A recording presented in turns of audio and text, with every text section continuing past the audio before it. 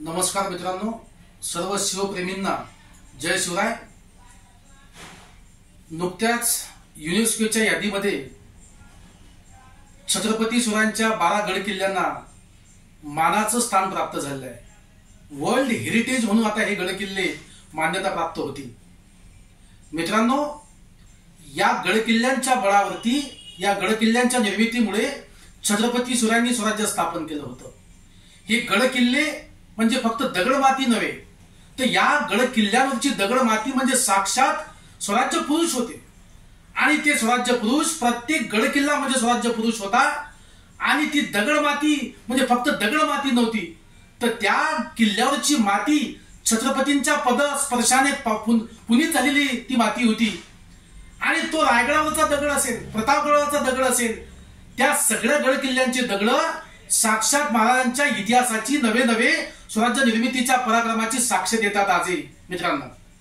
आणि या गड किल्ल्यांच्या द्वारा छत्रपतींनी जो अभेद्य भिंत उभी केली होती शत्रूंच्या पुढे, त्या शत्रूंना नामोहरम करण्यासाठी हे गड किल्ले नेहमी छत्रपतींच्या सोबत होते मित्रांनो।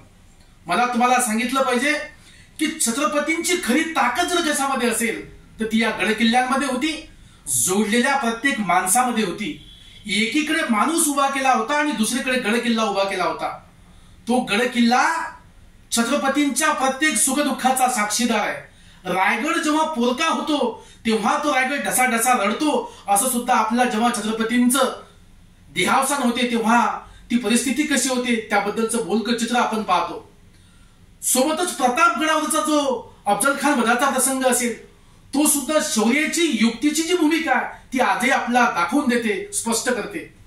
मला तुम्हाला सांगितलं पाहिजे की या गड किल्ल्यांच्या भरोशावरती, मराठ्यांनी गाजवलेल्या पराक्रमाच्या भरोशावरती आज मला तो पुन्हा एक विचार आठवतो की मरणाच्या घोर जबड्यात घालून हात, मोजती दात ही जात आमुची, पहा उलटून पाने आमुच्या इतिहासाची।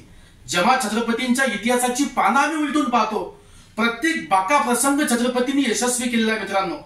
आणि या प्रत्येक प्रसंगाला त्यांना साथ देण्याचं कोणी काम केलं असेल तर त्या गड किल्ल्यांनी केलं आहे। एखाद्या गडावरती धन सापडावं म्हणजे साक्षात त्या भूमातेचा, त्या दगड किल्ल्यांचा आशीर्वाद सुद्धा छत्रपतींना होता, असं सुद्धा आपण सांगितलं पाहिजे।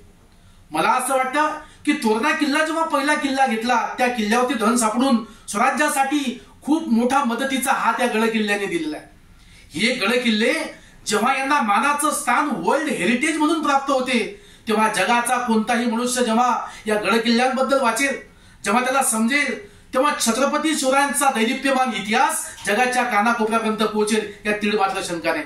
आणि प्रत्येक माणसाला समजेल की एक राजा आपल्या गड किल्ल्यांच्या भरोशावरती, आपल्या माणसांच्या भरोशावरती स्वराज्य स्थापन करतो आणि त्या स्वराज्याच्या माध्यमातून लोककल्याणाचा विचार करतो।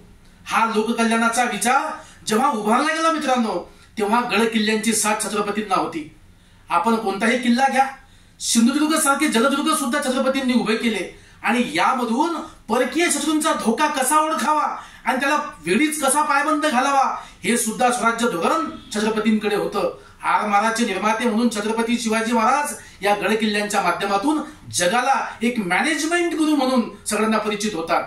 आणि म्हणून छत्रपतींचं हे लोककल्याणकारी स्वराज्य प्रत्येक राज्याला, नवे प्रत्येक देशाला नेहमीच भविष्यामध्ये एक दिशादर्शक राहील, या तीळ मात्र शंका नाही। आणि त्यामधील जी गडकिल्ले किल्ल्यांची भूमिका आहे, जे किल्ले होते ते किल्ले छत्रपतींच्या दैदिप्यमान इतिहासाची सदोदित अनेक शतक पुढील साक्ष देत राहतील, हे सुद्धा या निमित्ताने मी तुम्हाला सांगितलं पाहिजे।